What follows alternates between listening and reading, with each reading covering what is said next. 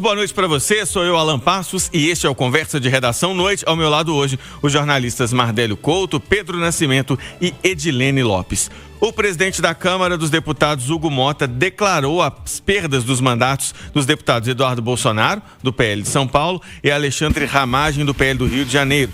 Nos Estados Unidos, desde fevereiro, alegando que está sendo perseguido aqui no Brasil, Eduardo Bolsonaro acumula 59 ausências não justificadas às sessões deliberativas no plenário. Já Alexandre Ramagem teve a perda de mandato determinada pelo STF após a condenação pela trama golpista. Ele também está nos Estados Unidos, foi para lá em setembro, depois da condenação, e tem o pedido de extradição, mas ainda não foi preso.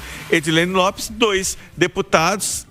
Havia alguma dúvida se seriam cassados, se isso iria para plenário ou não. Hugo Mota chamou para si a responsabilidade e declarou as perdas de mandatos deles. Boa noite.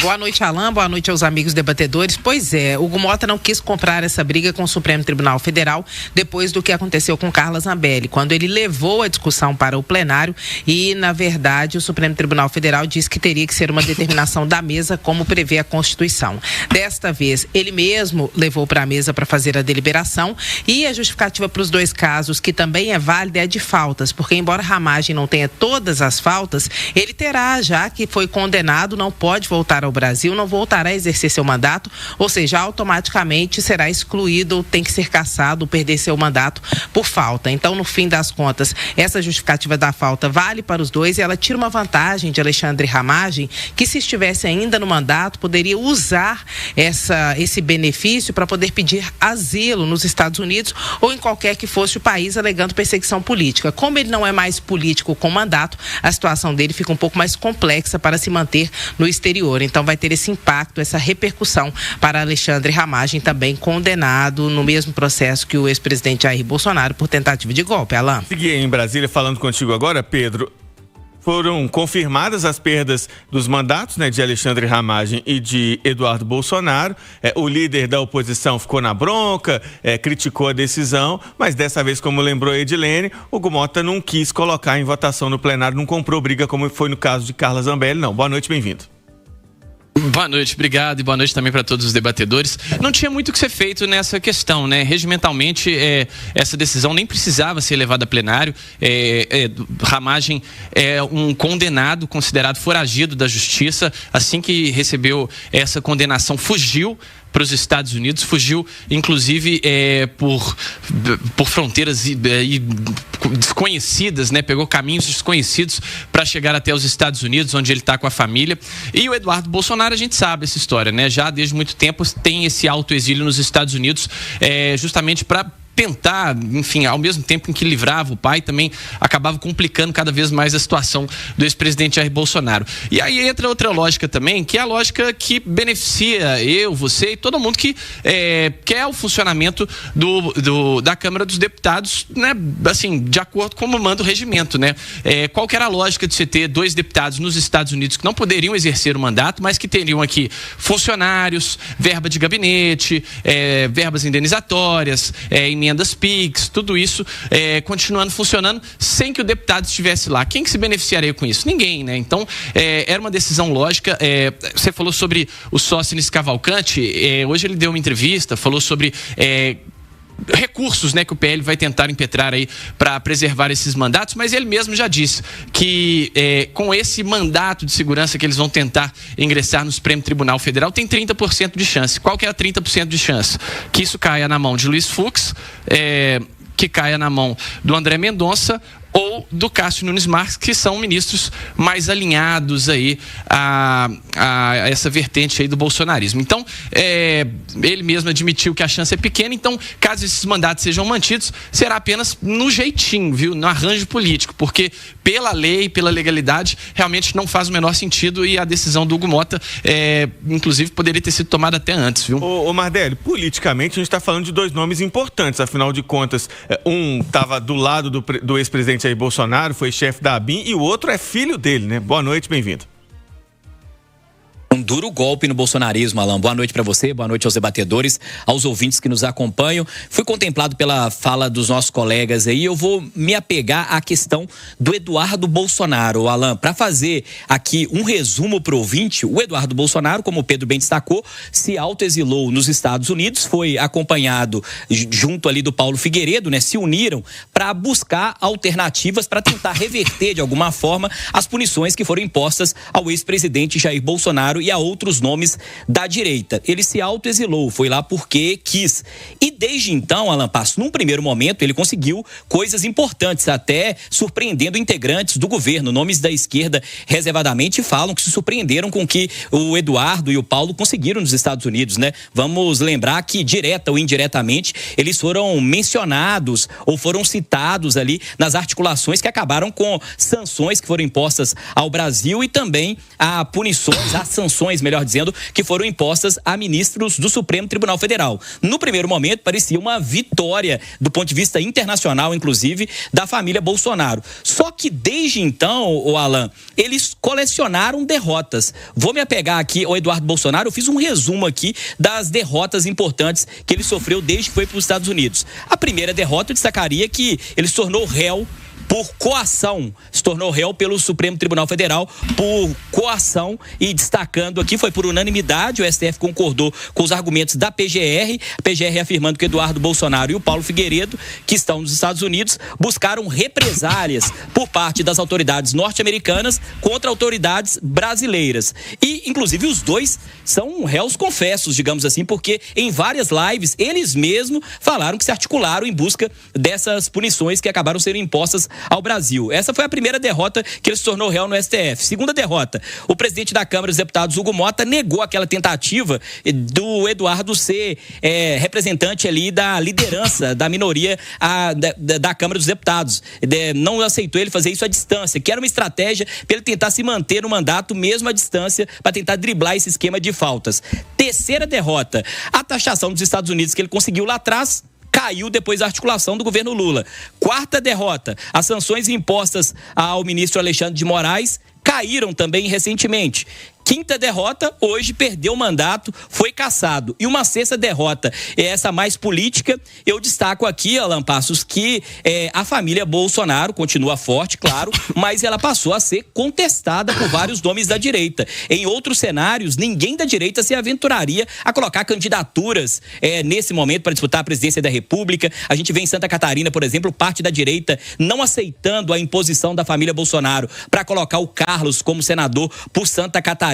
Uma resistência que era praticamente impossível lá atrás, dada a hegemonia, a força do grupo da família Bolsonaro. E agora a direita passa a contestar, alguns nomes da direita passam a reagir a críticas do Eduardo, a criticar posturas do Eduardo. Ele vem acumulando aí, pelo menos no meu entendimento, pelo menos 6 derrotas importantes, Alan. Bom, vamos mudar de tema aqui, pessoal, porque agora é hora de falar do roubo do INSS. Teve uma nova fase da operação sem desconto. O presidente da CPMI do INSS, o senador mineiro Carlos Viana, já defendeu a prorrogação da comissão por mais 60 dias, porque ele falou que agora está confirmando só a existência de um esquema muito maior, de uma complexa estrutura criminosa. Essa CPMI ainda tem prazo para funcionar até março de 26, o Viana já quer que ela funcione até maio.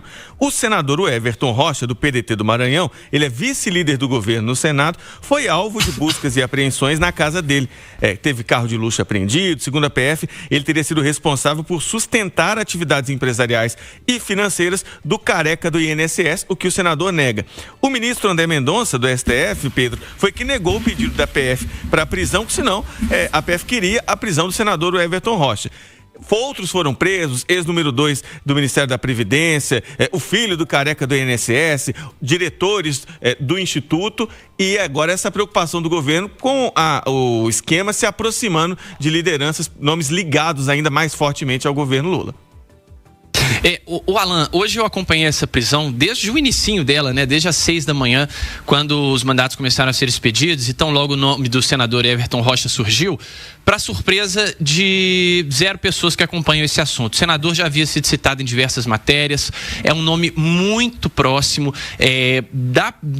do comando ali da Previdência como um todo. O PDT tem um comando ali na Previdência já de muitos anos, desde a época do governo Dilma, desde o primeiro mandato do presidente Lula. Então, o PDT está realmente muito complicado, está muito entranhado essa crise no PDT e o Everton Rocha essa figura. Agora, sobre a CPMI do INSS, é importante a gente citar que é o seguinte, hoje também a gente teve uma série de empresários, né, pessoas que seriam aí do sistema financeiro, né, que seriam desse núcleo que fazia essa lavagem de dinheiro, essa ocultação de bens, que também foram detidos. E essas pessoas já estiveram na CPMI do INSS. Cito, inclusive, o empresário Domingos Sávio, que chegou a ser preso ali durante o depoimento dele, porque negou algumas informações que estavam claras ali nos documentos. Foi, enfim, recebeu voz de prisão do Carlos Viana. Ficou preso ali alguns minutos, né, na Polícia Legislativa, depois conseguiu um advogado, saiu. Mas são nomes já conhecidos da própria CPMI.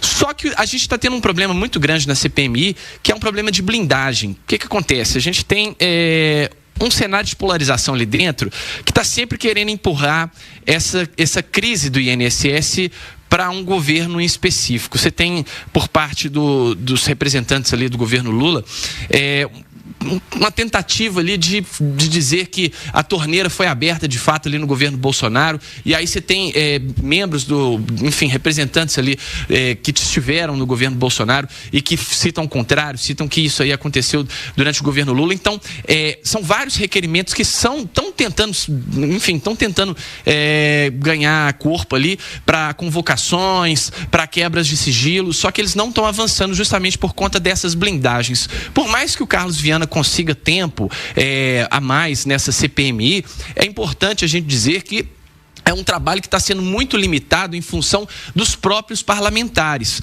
E por que isso? Porque esse avanço em torno do Everton Rocha, ele é muito temerário por parte da classe política, porque o careca do INSS, que é essa figura aí, né, mitológica, todo mundo cita aí o careca do INSS como operador desse esquema, é um cara que tinha portas abertas em diversos gabinetes, em diversas pastas aqui em Brasília. Então, o que muita gente sabe é que uma delação desse careca do INSS, ou então um escrutínio ali com relação aonde ele ia, com quem ele andava, né, com quem ele conversava, pode fazer com que muita gente poderosa caia. Então, é muito importante que esse trabalho da CPMI continue de forma isenta, mas que a Polícia Federal e a Controladoria Geral da União também continuem avançando com essa isenção que eles estão tendo. Hoje a gente teve a exoneração e também a prisão do número 2 da pasta da Previdência, que era um nome ligado ao senador Everton Rocha, trabalhou no gabinete do Everton Rocha, foi da liderança do PDT no Congresso. Então, ainda há a percepção de que algumas dessas pessoas que facilitaram esse esquema no INSS ainda estão dentro do Ministério da Previdência. A gente lembra que a CPMI agora deu uma pausa, né? O senador Carlos Viana está passando por um momento complicado de saúde, mas assim que ela voltar, a gente tem uns requerimentos já aprovados. E entre esses requerimentos a gente tem tentativas de convocações de Daniel Vorcaro do Banco Master, que até o momento não está citado nessa investigação. Há uma convocação do governador de Minas Gerais, Romeu Zema, que também não tem nenhuma relação com essa questão do INSS. Então, essa tentativa de politizar, ela está atrapalhando as investigações, está atrapalhando o trabalho da CPMI e pode prejudicar, inclusive, a continuidade dela, viu? Ô Edilene, essa balança, a hora ela pende mais para a direita, que estaria mais envolvida com esses casos, a hora pende mais para a esquerda, agora está muito próximo ali dos integrantes do governo Lula. O presidente fica no meio dessa história, falou sobre isso hoje também, né? Pois é, Alan, o Pedro falou sobre blindagem e esse é um ponto importante que vale destacar. Há poucos minutos eu conversei com o presidente da CPMI do INSS, o senador Carlos Viana, e ele disse que espera que o presidente Lula disse hoje, no café com a imprensa que ele fez aqui no Palácio do Planalto, e nós participamos, ele disse que espera que as declarações de Lula não seja apenas discurso, não seja apenas retórica. O que o Lula falou? Que todos devem ser investigados. Pode ser que o filho dele seja investigado, que o pai, que a mãe, enfim, até falou, meu pai já faleceu, mas se fosse ele, poderia ser investigado. Ou seja, o que Lula dá é uma impressão de lisura, de que todos podem ser investigados. Mas o irmão dele mesmo, há pouco, escapou de ser chamado na CPMI do INSS. E aqui eu trago uma apuração nossa, uma apuração exclusiva. Fontes ligadas à União Brasil me disseram que nessa troca de ministros, saindo o Celso Sabino, entrando outra indicação do União Brasil, também tem articulações em palanques regionais para o ano que vem, União Brasil e o Partido dos Trabalhadores fizeram um grande acordão e um acordão de paz, para que no ano que vem nem aqueles que estão sofrendo dificuldades com a justiça, por exemplo, como é o caso de Rueda, o presidente do União Brasil, seja perseguido ou atacado, e nem a base ou as proximidades do presidente Lula como o irmão e o filho do presidente. Ou seja, pode ser que no ano que vem, embora haja motivos para muitos serem investigados, essas investigações não ocorram e os ataques, principalmente em redes sociais ou publicamente, também não sejam feitos. Alan. Mardélio, no começo até falei, você é o ex-número 2 do Ministério da Previdência, ex até poucas horas atrás, né? Porque quando ele foi preso, ele era o número 2, o segundo nome mais importante do Ministério. Pois é, Alan, isso é tudo preocupante e essa informação que a Edilene trouxe agora é impressionante, esse acordo de blindagem, para quem está nos acompanhando agora, quem está nos ouvindo agora no transporte público, é de indignar, combinar para trocar blindagem. Essa blindagem já estava acontecendo, a gente percebia lá uma estratégia que aconteciam várias acusações quando eram nomes da oposição, quando ia chegando perto do governo, todo mundo se articulava para blindar. Agora esse acordo de blindagem, essa informação da Edilene aí é preocupante. E sobre essa questão, a Polícia Federal suspeitando que o senador, o Everton, é sócio oculto do Careca do INSS, o Pedro destacou algo importante. Isso já estava sendo mencionado direto ou indiretamente há muito tempo por veículos de imprensa. E para encerrar aqui, Alan, isso é que me chama a atenção. Parece que essa operação da Polícia Federal, essa CPMI, está correndo atrás de coisas que a imprensa já estava trazendo há muito e muito tempo, que destaca a importância do jornalismo profissional. E para finalizar, de fato, o que me chama a atenção, se começou no governo Bolsonaro, se passou pelo governo do presidente Lula, o que me chama a atenção é como os órgãos de controle não detectaram essa movimentação gigantesca de dinheiro, Alan. Isso é que tem que ser investigado. Agora, Alan, só fazer a Edilene falou de blindagem, rapidinho. Mas é rapidinho, mas olha só, quando a gente fala de blindagem, o Careca do INSS, ele fez várias entradas, né, no Senado Federal, no Congresso Nacional, ao longo dos últimos anos aí, era um operador conhecido.